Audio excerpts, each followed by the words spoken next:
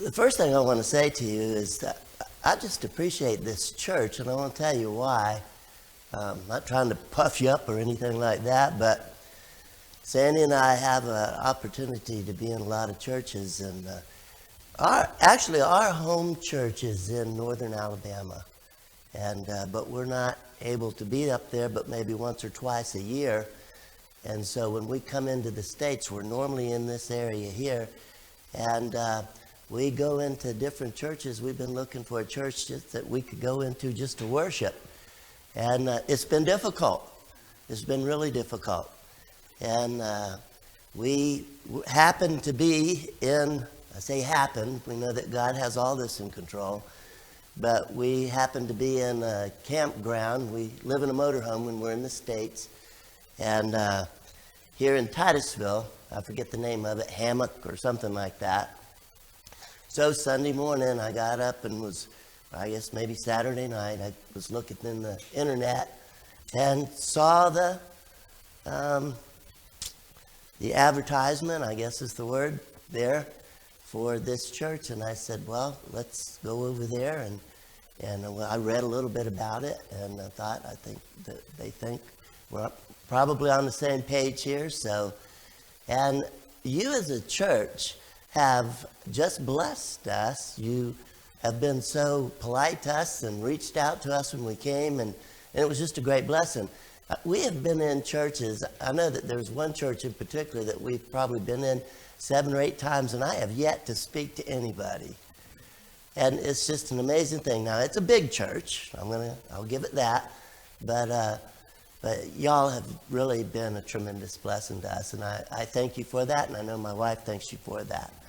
And your pastor has asked me to tell about our ministry there in Haiti, and so I've put together some notes and things so that I can try to make this as concise and as possible, but yet give you the information that maybe you're looking for. I don't know. I'd like to start off with a little bit about the history of the ministry. This ministry was actually started by 2 school teachers, retired school teachers. I like to throw that in because a lot of times when people retire, they think, well, God can't do anything with us anymore. Well, they proved that to be wrong because they were retired and went to Haiti in 1974 and began this ministry. Now, I want to back up just a little bit. What had actually happened was when they retired from school, when they finished their training to become teachers in their schooling, college, they had been invited on a mission trip to Haiti, and they went and fell in love with the country and the people there, and decided that they were going to come back and do that, and they did, and they came back, and I think that they were there in the country for about a year, and both of them got malaria and had to get out of the country. Now, this is sometime in the early 50s. It's kind of hard for me to picture what Haiti must have been like back in the early 50s. Having gone there in 97, which is so far different from the way it is today that it's just, again, really hard for me to imagine what it must have been like, the difficulties that they faced. But they came back, they went into teaching and taught for their required amount of years, retired, and off to the field they went back again. God had placed those seeds in their minds and hearts to go and minister into Haiti. And so they did that for approximately 20 years. They were there from 1974 to 1994. And when they started the ministry was actually an orphanage. And that began in 1974. But in 1984, God led them in a different direction. And they began thinking, the value of their training and their teaching abilities and things, that they should begin to start developing schools. And so that's what they started doing. Now, they actually closed down the orphanage. They didn't just put the children out. I don't want you to worry about that. They began looking for homes and put them in different homes and set up a program where they were supporting the families that took these children, and they would take them until the age of 18 And at that point, they would have a chance, a decision to make. They could go on to college, which there's not a lot of that at that time in Haiti, but they could go on to college, which they call university, or they could go into something like an apprenticeship or a trade school, something like that. And so out of all of those orphans that were there, many of them now work in the ministry with us today. And one of them, one young man that was brought there when he was 6 years old, his brother dropped him off. His mother and father had died. And his older brother took him down there and dropped him off and took off. And that was the last time that he had seen his brother. Had no idea where he was, what he was doing, if he was alive, if he was dead, until I think about 7 or 8 years ago. Somebody coming on a team one time happened to mention that they had met this person, and it connected him to his brother. He found him in New York City, and he left Haiti for the first time in his life and went to, actually New York City. That's kind of a big step leaving Haiti, but he went to New York City, found his brother, and was reunited with him. So it was a great thing. He is actually what you might call my right-hand man down there in Haiti. He's now in his 50s.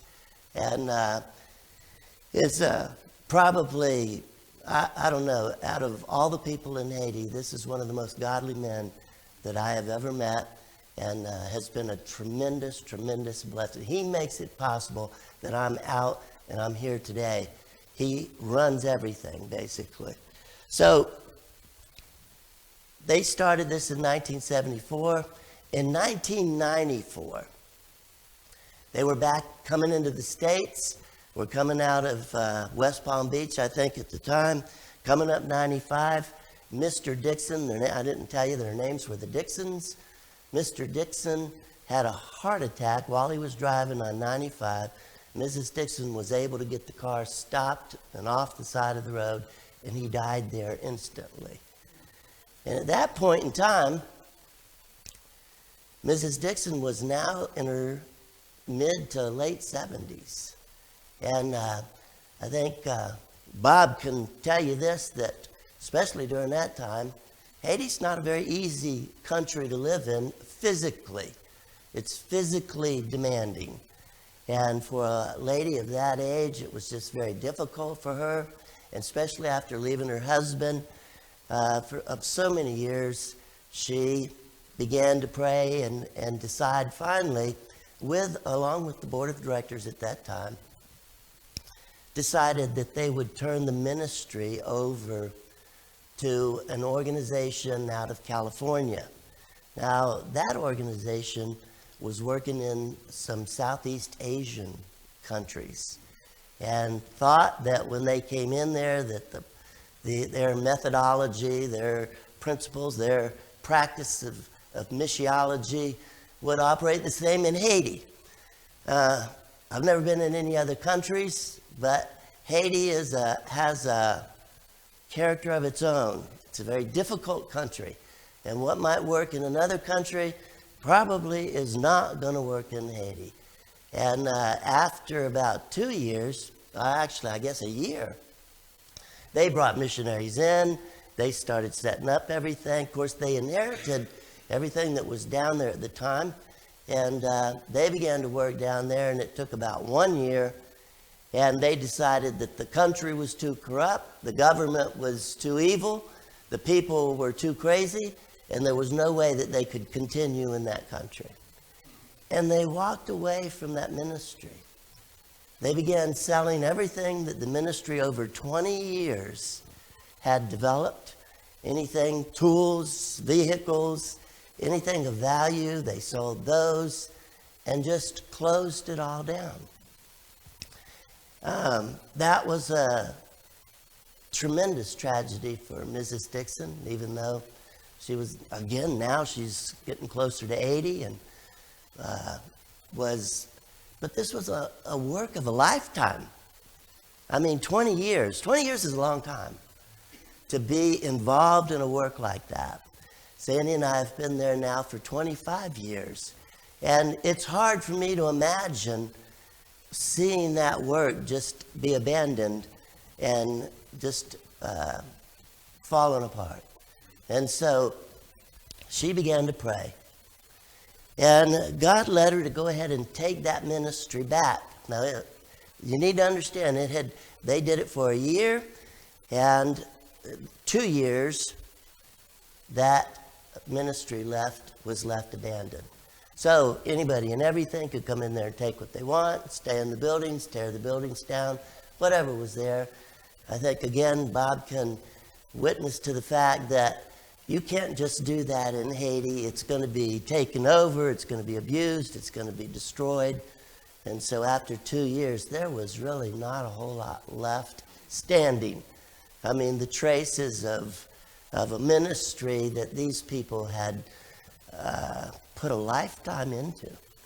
And so she took it back, did everything required in the state of Florida. They were actually members of First Baptist of Merritt Island. And she had it re-registered in the state of Florida, 501c3 organization, reformed a board. And together they all began to pray that God would send someone that could bring this ministry back. In 1996, in December of 96, I was at a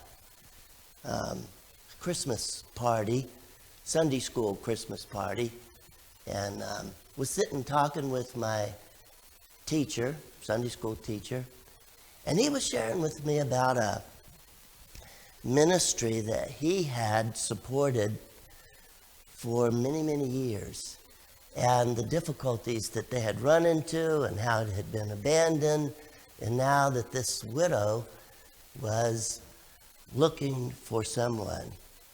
And as he was telling that story, I don't know how to share it with you, but God was clearly communicating with me that this is what I had been looking for more than 14 years. And he was saying, Bill, this is it. Now, my wife was not there, sitting there listening at the time. I was there by myself, and I was hearing him.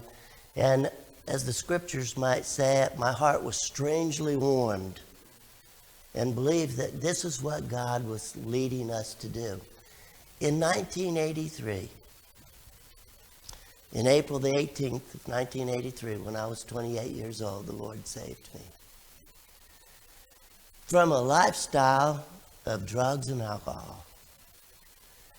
Immediately, the pastor of the church that I went to, seeing I had absolutely no church background, none. I can only remember faintly when I was 7 years old, my mom and dad took my brother and sister and I to a Baptist church for maybe a couple of years. I can't even remember how long that was. And from that point, and then after that point, there was nothing. My father was in the Navy, and so we moved, and he never did look for another church. And so that's all I had. I knew nothing. I didn't know the New Testament from the Old Testament. I couldn't have told you if you asked me that there was a New Testament or an Old Testament. And so when I got saved, I was absolutely ignorant of the scriptures. And when I went in there the first day, because I was saved by a man outside the church, shared the gospel with me, told me that I needed to find a church, and so I immediately the next Sunday went up the road. I knew there was a Baptist church up there, and I went up the road and went in that church. And later on that afternoon, the pastor called me, and he said, we appreciate you coming and visiting with us. We hope you come back. Well, again, I've told you a little bit that I was saved out of a lifestyle of drugs and alcohol. So when I came into that church, I really did not feel like I should be there. I felt like all the people that were there were perfect and holy and righteous. And I later found out that's not true. But that's the way I felt when I came in there. And so I was so thankful that this man had just said, we want you to come back. Because I figured that they probably didn't want me, and that was the reason he was calling me. And so I said, yes. And he said, I said, I will be back. And I said, can I ask you a question? And he said, sure. And I said, can you tell me what baptism is? He said, well, certainly I can tell you what that is. And he said, why do you ask? And I said, well, this man that prayed with me and led me to the Lord, and I'm not sure I was using those particular words. I said, that man said, you need to find a Baptist church and you need to get baptized. And I said, so that's what I want to do. And he said, if you end up in a Methodist church, he said, one Sunday, sneak out of there and go down to a Baptist church and ask them to baptize you. So I said, okay, I'll do that. Again, I knew absolutely nothing. And so when I went there, he said, well, certainly. And I think he began to understand as he was listening to me over the telephone, he's got somebody that doesn't know anything about anything. And so he asked me, he said, would you possibly be willing to meet with me a couple days, couple nights a week, so that I can begin to help you to understand some things? And I started crying. I said, yes, I'd love to do that, because I don't know anything. And he did. And for 2 years, he poured his life out. He would have me and he would teach me basic doctrine. And then every time, and by this time we were meeting, I don't know how many nights a week. And he would have me lay on the floor on my face and taught me how to pray. He'd lay down beside me. And that was the kind of discipleship that I went through. He knew I was hungry. I mean, I had just experienced being a drug addict one day and not being a drug addict the next day with no consequences in between. That was a very dramatic experience for me. And all I knew was I wanted to serve God. Whatever he needed me to do, that's what I wanted. And that's the way I prayed. And 2 years after that point, there was a man that came to do a revival. I was in a church in Melbourne, Florida, Bow Gardens Baptist Church. That's the church that we ended up in, the church that I walked up the road to. And this man came and did a revival. And at the end of the week, he gave an invitation and said, who here thinks that God is calling them into full-time ministry? I want you to come forward. And it was all I could do to make it up to the front. It was a very emotional time for me. But I had already made up my mind that I was going to serve God no matter what. I remember, and I certainly don't counsel any men to do what I did, but my wife was not saved at the time when I got saved.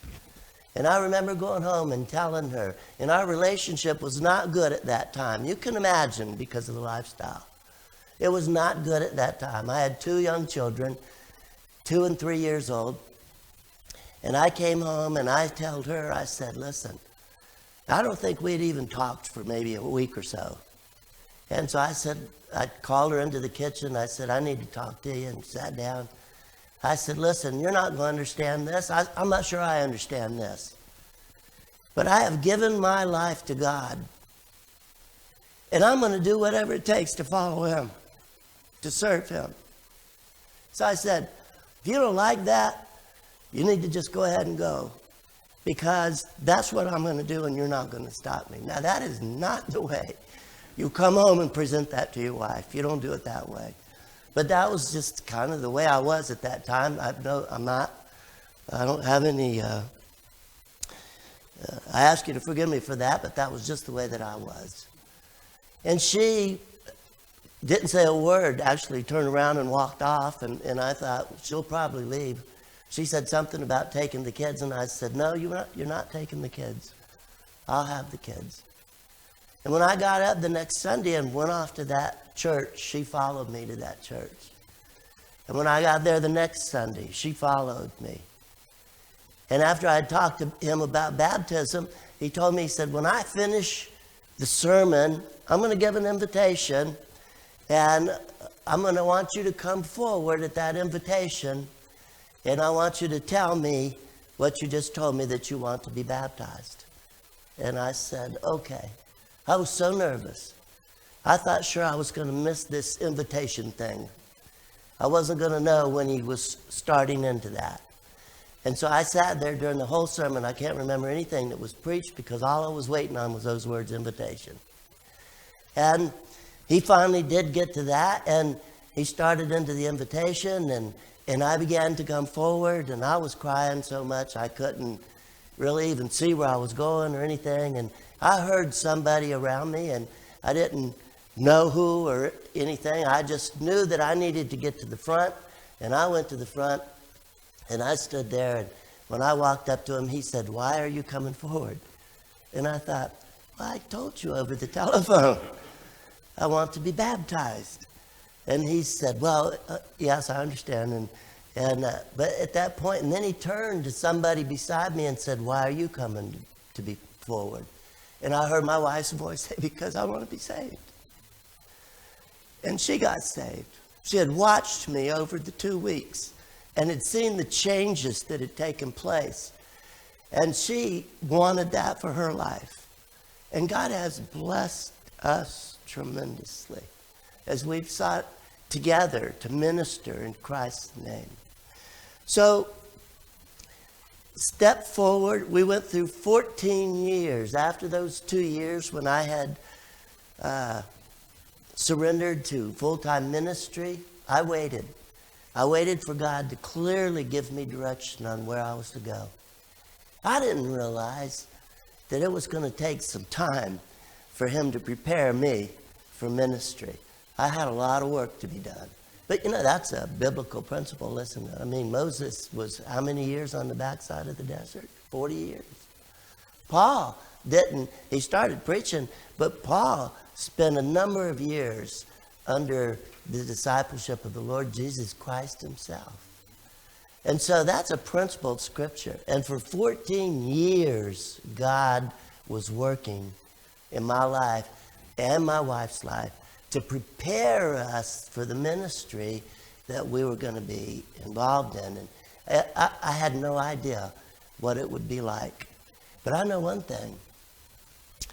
Those 14 years were some of the most difficult years of my life. I'm not going to go through all of it. Some of the deepest trials that I've ever faced in my life happened during those 14 years. But God had one thing. He was trying to develop within me total dependency. I depended on him for my salvation, yes. I trusted in him for that. But I needed to be able to trust in him for every step, for everything that I did, to give me the direction, the things that I needed to do. I had no formal training. I was a layman. I had a business. I used to have an automobile upholstery business.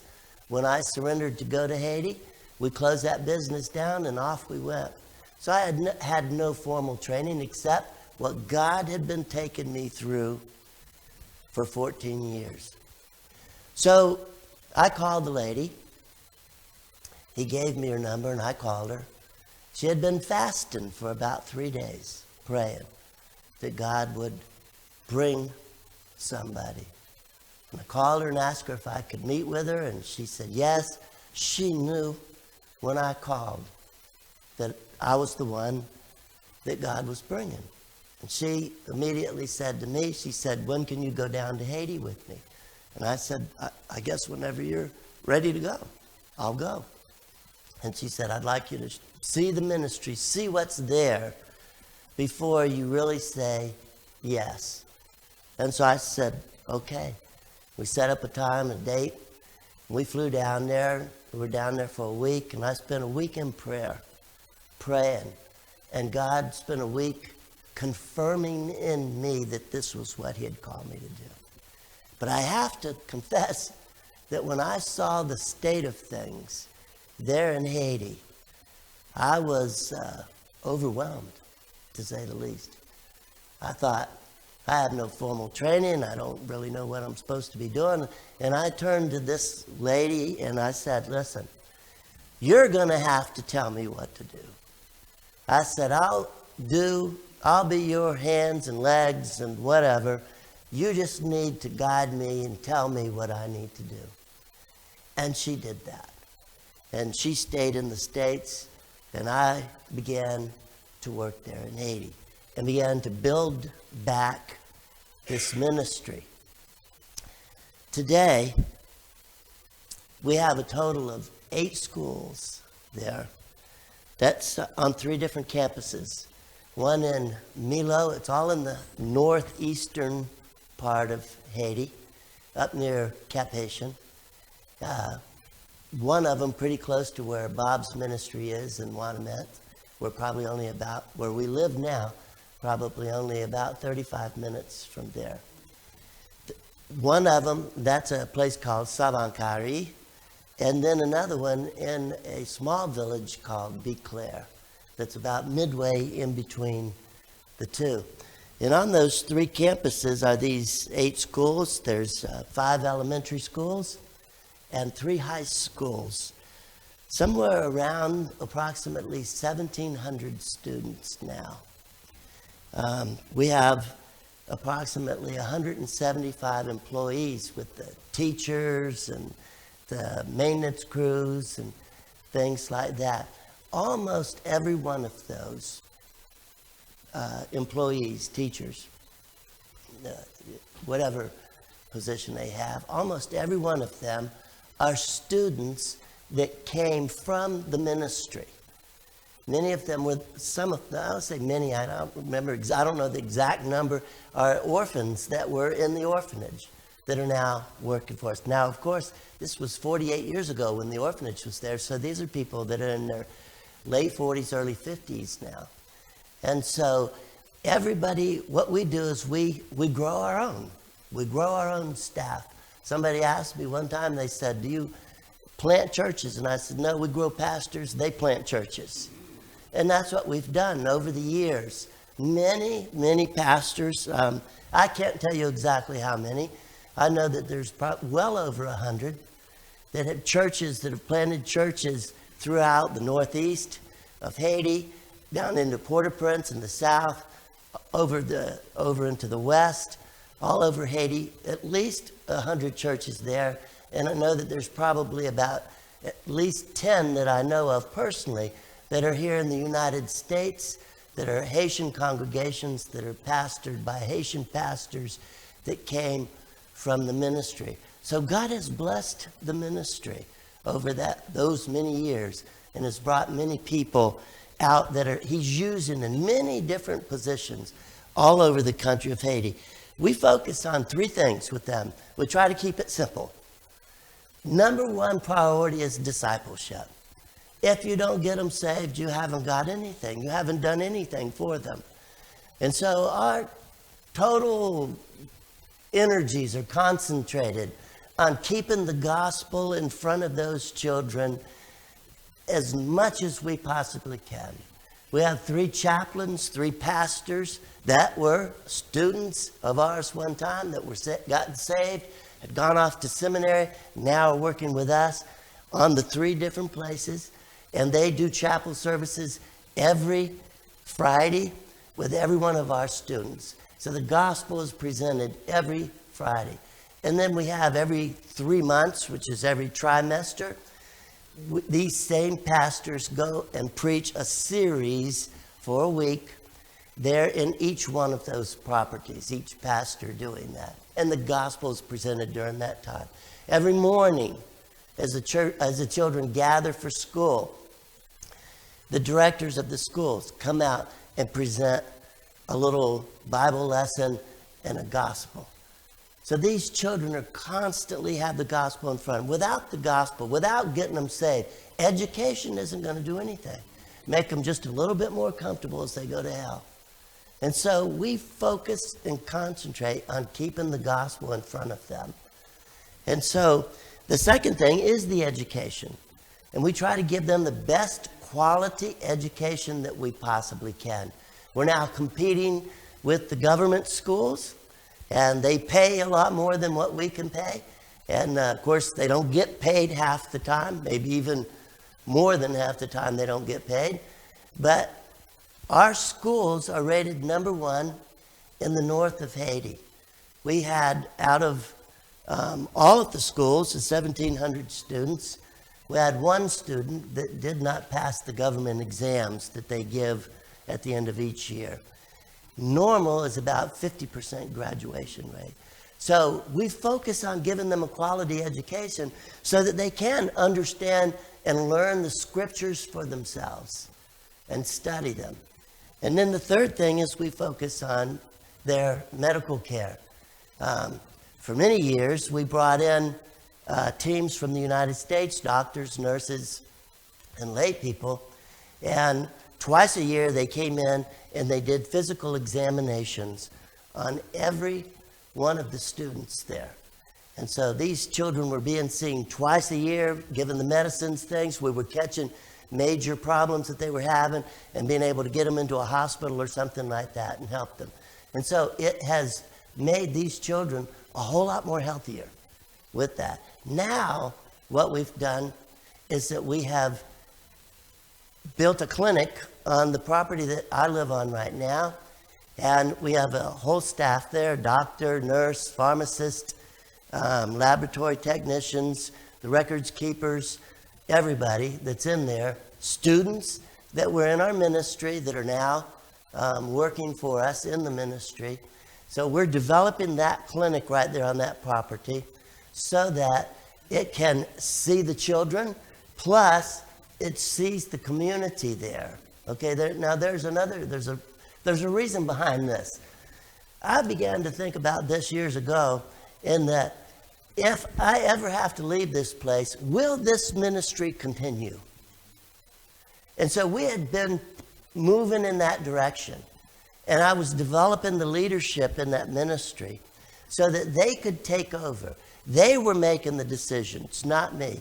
Now that's where we're at. They made the decisions. They call the shots. They've owned the ministry. They've taken ownership of it. And that one young man he's not a young man now, that was 6 years old when he came there, he's the one that's running it all, leading it.